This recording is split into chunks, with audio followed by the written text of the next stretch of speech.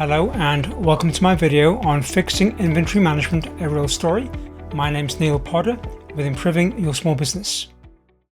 So a couple of months ago, a lady called me with difficulty or challenges in inventory management. And so I looked at kind of her situation, and I'm going to go through a story, what we actually did together to fix her inventory management process. So here's the situation she was in when I met her. She had a spreadsheet. Actually, it was one purchased from me a while back by somebody else and had been set up by somebody else. We'll discuss. The data was inconsistent and difficult to maintain. And when I looked at it, the formula were broken. So although the spreadsheet was protected, but without a password, the very first thing somebody did, is unprotect it and then kind of type in data and overwrite the formula. That would be like taking your Microsoft Word or Teams or whatever, and then modifying the code, and then having a difficult time getting the thing to work. So that was one thing. Inconsistent use of fields. So I'll show you the screen in a couple of seconds. There are fields for the SKU and the barcode and whatever. They were kind of used all over the map. Staff use different ways to identify the same item. So maybe one person mentioned the hand sanitizer. Somebody referred to it as something different. So within 400 items, people refer to the same thing different ways. And that caused confusion too, because it has a particular name to it. But you have to then look up in the spreadsheet and what do they call it and what is it actually called. Requests came through post-it notes and IMs in Teams and verbal asks. So a lot of random input coming to the one lady I work with. People removed items sometimes from inventory with no consistent notification. So she would go to the shelf and it would be missing, or there would be a fewer count than expected. There might be a note on the chair that says we took something. There might not. Barcode scanning was not part of the process. Now they had a barcode scanner, and somebody had taken from the packages copies of these barcodes, actually stuck them with tape onto a piece of paper and put a definition. But the barcodes, when they were done like that, were too fuzzy to be able to scan, and therefore we couldn't use it. There was a scrapbook, an attempt, but not a real thing people could actually use. So all these issues were kind of in spades, and so we had to walk through them and address them one by one. So here's a picture of the data. They're pretty standard items in the list, but if you look at the way the columns are used, they're all over the place. So sometimes the location, like shelf A row 1.1, that's fine, was also used as the SKU. And sometimes it wasn't. Sometimes these SKUs came from the item itself on the package. Sometimes they did not. And so across the whole 400 items, there was a variety of different ways to identify things. Sometimes the same item was listed twice, not on the screen, but other places in the data, they had the same item twice. Sometimes the same item described a different kind of way. And then sometimes the post-it notes that she got were referred to the item in a different way again. This could be the more day-to-day way they refer to things, but actually the way they're defined by the manufacturer is this thing in the second column here. So there was a difficulty mapping to what had been requested on the post-it note to what was in there on the sheet, and then being able to identify a SKU that mapped to that. Now, just like any application or a spreadsheet, there are calculations taking place. And so when I looked at the spreadsheet, there's this column over here that actually tells you what you have on hand. It takes all the deductions and additions and then does the calculation. And then will actually go red when the reorder level has been hit. But when I had her scroll through the cells, I recognized some of these were actual numbers, like they're typed in the number 32. And then some are actually the calculation up here. And so there was a mixed bag of where people had unprotected the spreadsheet. And then because they didn't like the word or the number 15, whatever, they wanted 32, they'd actually type in 32 on top of it. So all of the calculations were then kind of random because sometimes there was an equation in there, a formula, sometimes there were not. Now the sheet was protected, but with no password. That's my lesson, is that I thought maybe they would recognize, or people would recognize, that the formulas were doing a job. But if you don't see it, I guess you don't see it. And so if you get frustrated with the spreadsheet, it doesn't do what you want it to do, then people unprotected, then just type in a number over the top. Maybe the person typing didn't know it was a formula before, and the whole thing kind of got into disarray quickly. So if you repeat that for a couple of weeks, unprotected formula, overwritten by numbers, data that's kind of messy, mismatches between what they're requesting and how it's defined in the database, then you lose the ability to have a useful system. Basically collapses. So good intentions, but implementation was messy. So from that discussion, I put a proposal together of things we could do. It wasn't about just fixing the spreadsheet. I could do that. It was about changing the way the data is recorded and defined, and who's allowed to kind of access what and kind of how. So there are many parts to this solution. One is to rebuild the spreadsheet with cleaner data. So I did actually take all of the data, the messy data, and cleaned it up. We defined these SKUs here.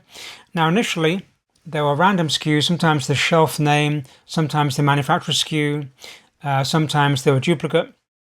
We decided because there may be like one item, like a test tube or syringe or something, that was manufactured by 4 people, versus have 4 SKUs for the very same item, we don't really care who it's manufactured by, we would come up with a unique SKU 001 through the biggest number they have, but it's a 400 plus. And so we defined SKUs, and then we built barcodes from those SKUs, and only had one SKU used one time. That made life a lot easier. So I also took their data, their kind of messy data from the last screen, and tidied it up, removed the duplicates, and removed the spaces beforehand and the spaces afterwards that were causing search problems. Also, the lady took some of those and kind of redid them. So basically asked the nurses, what do you call this thing and how should we describe it versus the product name on the side of the box. And so we did end up with clean SKUs and clean data that made life a lot easier. Now, initially, the spreadsheet she was using was very wide. It had on the first part of the spreadsheet the definitions of the SKUs and the description and location. In the middle part of the spreadsheet, it had incoming items. On the far right, it had outgoing items. It's a very wide spreadsheet, and she was spending her time, left and right scrolling between the different columns. So, and we also recognize there's different people doing this. So she manages the final inventory, she manages the outgoing items, but a separate person does the purchasing and incoming items. So I did break out the sheet into kind of tabs, where you'd have an incoming tab, an outgoing tab, and a summary tab. Okay, so any one person could just edit one tab of the workbook and therefore not have to kind of scroll left and right. That made it a little easier for the users. So the next item was to figure out how to do order processing better, avoiding the post-it notes and the IMs and the verbal comments, please give me this or please find me this in the warehouse. And so initially I built an order form. Basically, it's part of the workbook. A nurse could go to the order form, type in the thing that he or she wanted, actually describe it in a few characters, and it would kind of find it. And then it would look up the SKU, the definition, the location, and then build a barcode. And so the lady I work with can scan that and then actually account for the thing going outbound and the quantity and the patient name. And you could also take this page and print it to get a final PDF or printout of kind of who got what when. They could actually go as a traveler with a box of items. We also learned the nurses wanted to live out of their phones versus a spreadsheet. And spreadsheets and phones are a bit cumbersome. And so we also put together the idea of an MS form. And so the idea is that MS form, basically a forms feature of Microsoft, that actually does work well on a phone, kind of occupies just one page, click on a link and submit the form. That then feeds another spreadsheet with all the orders, and then the lady can process that. Now, another request she had of the data is to have good reporting and build reports from the data. So, for example, to have a list built in PDF that could be printed of the item, the SKU, and the patient name and quantity. So that could be printed off and then attached to the box of items going outbound. Also have a good catalog. Maybe it could be printed off by the items. So when people actually wanted to request something, we added columns in the right-hand side here, and they actually could write on paper, I want 5 of these or 6 of these, or I took 5 of them and 6 of them, and there are columns to kind of state what happened. And so we could even laminate this and have a pen used to kind of make notes, and that could be then erased and reused.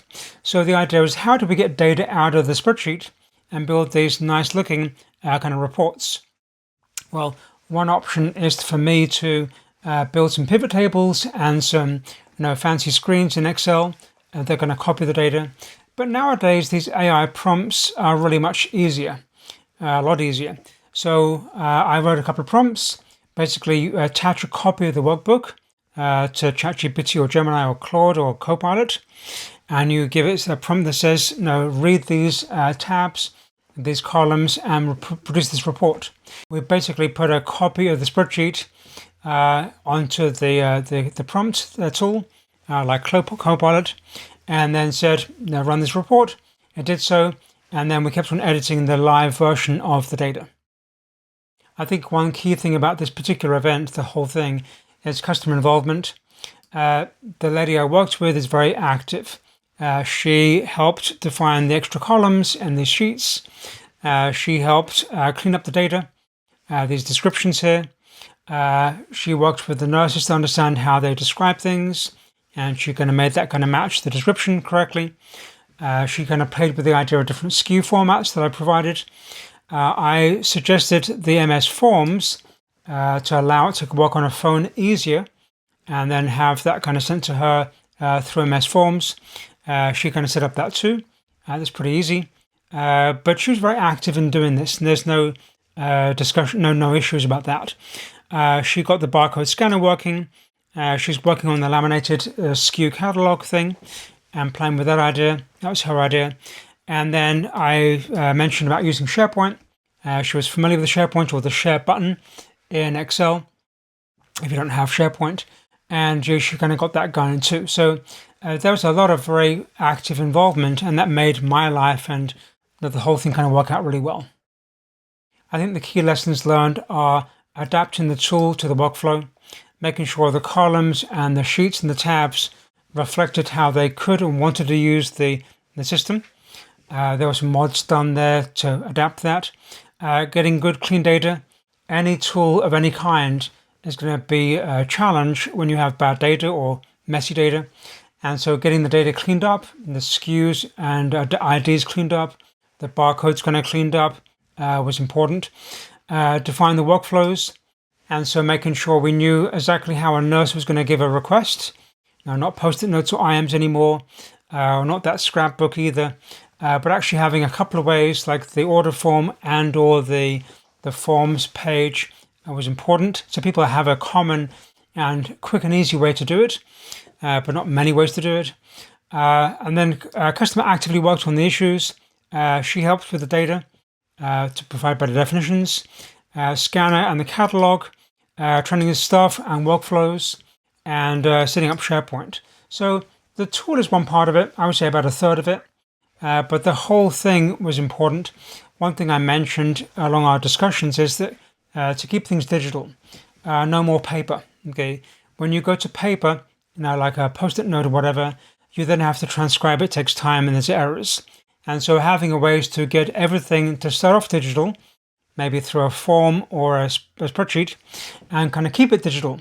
And only if you need to do reporting on the outbound, like to attach to a box, would you then go to paper. So dealing with paper within the flow of the inventory control is going to be a big mess. So she took away that really well. Keeping things digital all the time makes the life a lot easier. So thanks for watching the video. If you have any comments and questions, post them down below. I'll be happy to look at them. and give you an answer. You can either call me and email me too, either way. There's also a video on the website about how to fix a messy inventory. Not this particular example, but in a more of a holistic view of going from like a messy warehouse to a kind of clean warehouse. And then if you like the spreadsheet examples I showed, you can go look to this page here where I have some screen captures of different spreadsheets I put together to help automate some of these things. Thank you. Bye-bye.